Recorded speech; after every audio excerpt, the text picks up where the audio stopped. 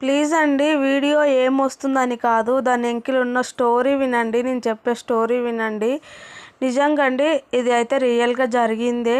ఒకసారి అయితే ఈ వీడియో అయితే ఫుల్ దాకా చూడండి, మీకే తెలుస్తుంది.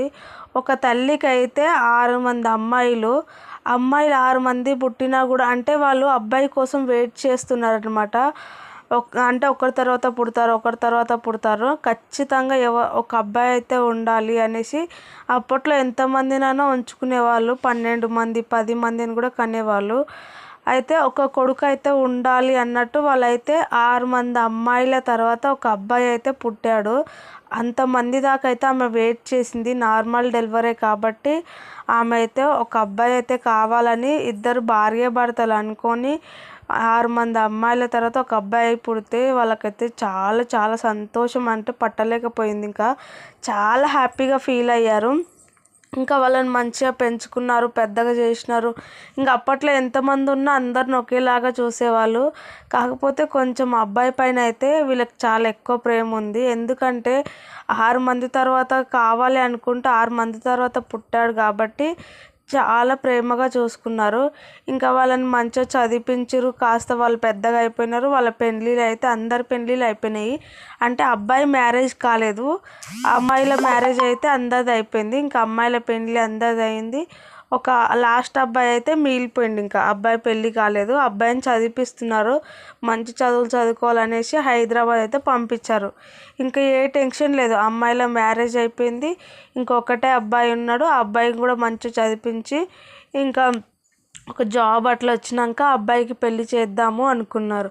వీళ్ళు మెయిన్ అబ్బాయిని ఎందుకు పెట్టుకున్నారు, అబ్బాయి ఎందుకు కావాలనుకున్నారంటే ఫ్యూచర్లో నాకంటే ఒక కొడుకు ఉంటే రేపు నాకేమైనా చూస్తారు. కొడుకులు అయితే కూతుర్లు అయితే పెళ్లి చేసుకొని అత్తగారింటికి వెళ్ళిపోతారు. కాబట్టి కూతుర్ల కన్నా కొడుకులు ఇంట్లోనే ఉంటారు కాబట్టి కొడుకులు పెడతారు అనేసి వీళ్ళైతే అట్లా ఉంచుకోవాలి అనేసి కొడుకు కోసం అయితే ఉంచుకున్నారు. ఇంకా వాళ్ళని పెద్ద చేసినారు, పెళ్ళిళ్ళు అయిపోయినాయి, ఎవరింటికి వాళ్ళు వెళ్ళిపోయినారు. ఇంకా ఆ అబ్బాయిని కూడా మంచిగా చదివిద్దామని మంచిగా చదివిస్తున్నారు.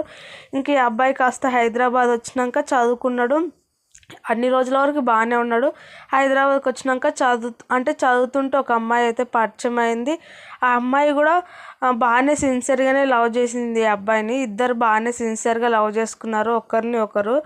ఇంకా కొన్ని రోజుల తర్వాత వాళ్ళ చదువు అయితే అయిపోయింది. ఇంట్లో చెప్పేద్దాము అన్నారు. ఇంక ఇంట్లో చెప్పినారనమాట. వాళ్ళ ఇంట్లో వీళ్ళ ఇంట్లో చెప్తే అబ్బాయి వాళ్ళ అమ్మ డాడీ అయితే కొంచెం ఆలోచించినారు, చూద్దాము అన్నట్టుగా ఏమనలేదు. కానీ అమ్మాయి వాళ్ళ తరపు నుంచి అస్సలు 1% కూడా ఒప్పుకోలేరు. 6 మంది అక్క చెల్లెళ్ళు అంటే ఒక్కటే కొడుకు అంటే తర్వాత చాలా ప్రాబ్లం అవుతుంది. వేరే క్యాస్ట్ వాళ్ళది, నువ్వు చదువుకో అని పంపిస్తే ఇలాంటి పిచ్చి పనులు చేస్తావనేసి ఆ అమ్మాయిని అయితే 4 తగిలించి చెప్పా చేయకుండా ఆ అమ్మాయికి అయితే పెళ్లి చేసేసినారు. ఇంకా అంటే భయపెట్టించినారు. నువ్వు ఒకవేళ ఆయనకు ఫోన్ చేసినా, ఒకవేళ వెళ్ళిపోయినా, ఏం చేసినా నేను మీ అమ్మ మందు తాగి చనిపోతాము, ఇంకా మేము బ్రతకము, నువ్వు మాకు పుట్టలే అనుకుంటాము అనేసి ఇంకా అమ్మాయిని చాలా అంటే చాలా భయపెట్టేసినారు. ఆ అమ్మాయి కూడా ఇంకా భయపడిపోయింది నిజంగానే. ఇంకేం చేయాలో తెలియక ఇంక ఇష్టం లేని పెళ్ళి అయితే చేసుకుంది. వాళ్ళు సడన్గా పెళ్లి చూపులు చూసినారు. ఇంకా అబ్బాయిని ఓకే చేసినారు, పెళ్ళి కూడా చేసేసినారు. ఈ అబ్బాయికి అయితే ఇవన్నీ ఏం తెలియదు అనమాట. ఇంట్లో చెప్పినాక వాళ్ళు ఏమన్నారంటే చూద్దాంలే తర్వాత మాట్లాడదాము, ఫస్ట్ అయితే కొన్ని రోజులు అయితే ఆగు అన్నారు అబ్బాయి వాళ్ళ తరపు నుంచి. అందుకే ఈ అబ్బాయి ఫోన్ చేస్తే అమ్మాయికి ఫోను అంటే చెప్పిందనమాట, ఇట్లా మా ఇంట్లో ఒప్పుకోవట్లేదు, చెయ్యట్లేదు, ట్రై చేస్తా నేను ఒప్పించడానికి అని చెప్పింది. ఇంకా అట్లా కొన్ని రోజుల తర్వాత ఈ అమ్మాయి ఫోన్ స్విచ్ ఆఫ్ రావడము, కలవకపోవడము. ఇంకా అంటే ఇల్లు అయితే తెలియదు అనమాట. వీళ్ళు హైదరాబాద్లోనే చదువుకున్నారు కాబట్టి కరెక్ట్ అడ్రస్ అయితే తెలీదు. ఇక ఆ అమ్మాయికి ఊరు అంటే తెలుసు, కానీ ఊరు తెలుసు కానీ కరెక్ట్ ఇల్లు తెలీదు. అందుకే ఇంకా చాలా రోజుల నుంచి 1 నెల అయిపోయింది ఫోన్ స్విచ్ ఆఫ్ అయింది అనేసి వాళ్ళ ఊరు అయితే వెళ్ళేసి గిట్లా పేరు చెప్పి ఫోటో చూపిస్తే ఈ అమ్మాయికి ఆల్రెడీ పెళ్ళి అయ్యింది, వెళ్ళిపోయింది కదా, పెళ్ళి అయ్యి కూడా 1 మంత్ అవుతుందంటే ఈ అబ్బాయి అసలు షాక్ అంటే షాకు. ఆ అమ్మాయి వాళ్ళ ఇంటికి వెళ్ళి అడిగితే ఆ అమ్మాయి వాళ్ళు ఈ అబ్బాయిని కొట్టారు. నువ్వు మళ్ళీ ఎందుకు వచ్చావురా, వేస్ట్గా మా కూతురికి పెళ్ళి చేసి పంపేశాము, నువ్వు మా ఇంటికి ఎందుకు వచ్చినావు అని కొట్టి పంపించేశారు. ఇంకొకసారి ఇక్కడ వస్తే పోలీస్ కేసు పెడతాం నీ మీద, నీ ఫ్యామిలీ మీద, నువ్వు జాగ్రత్తగా ఉండు అంతే, ఇక్కడ రాకని చెప్తే ఇంకా అబ్బాయి అయితే అసలు పిచ్చోడు అయిపోయిండు. ఇంకా కొన్ని రోజులు పిచ్చోనిలాగా ఫుల్గా తాగిండు, ఫుల్గా తిరిగిండు ఇష్టం వచ్చినట్టు. ఇంకా వాళ్ళ ఫ్యామిలీ అయితే చాలా బాధపడ్డది. వాళ్ళ అమ్మ నాన్నకి ఏం అర్థం కాలేదు, ఏం చేయాలో తెలియలేదు. అయితే ఈ అబ్బాయి ఒకరోజు ఫుల్గా తాగేసి ఇక బైక్ డ్రైవింగ్ చేసుకుంటూ వచ్చి ఇక అంటే దానికి ఉంటుంది కదా, పక్కన రోడ్డుకి అయితే గుద్దుకొని అయితే స్పాట్లో చనిపోయాడు.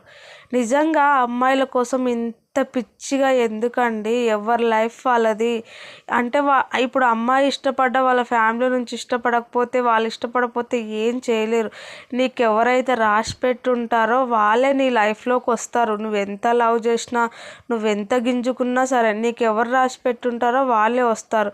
అంతేగాని సిన్సియర్గా లవ్ చేసిన అమ్మాయి లేకుంటే నేను లేను అంటే, పుట్టినప్పటి నుంచి అయితే అమ్మాయి లేదు కదా.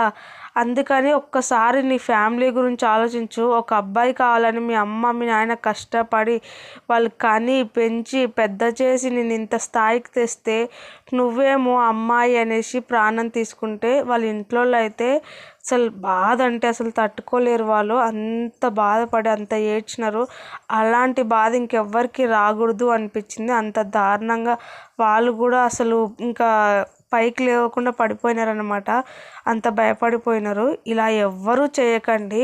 లవ్ చేస్తే చేయండి, కానీ అది మీకు రాసి పెట్టుంటే మీకు పెళ్ళి అవుతుంది. లేదంటే లైక్ తీసుకోండి, వేరే అమ్మాయి లైఫ్లోకి వస్తుంది, వేరే అబ్బాయి లైఫ్లోకి వస్తారు. వాళ్ళు కూడా మిమ్మల్ని మంచిగా చూసుకుంటారు. ఎప్పుడు ఒకటే దాని మీద కాదు.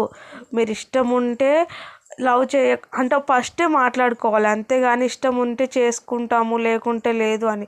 అంతేగాని తర్వాత ప్రాణాలు అయితే తీసుకోకండి.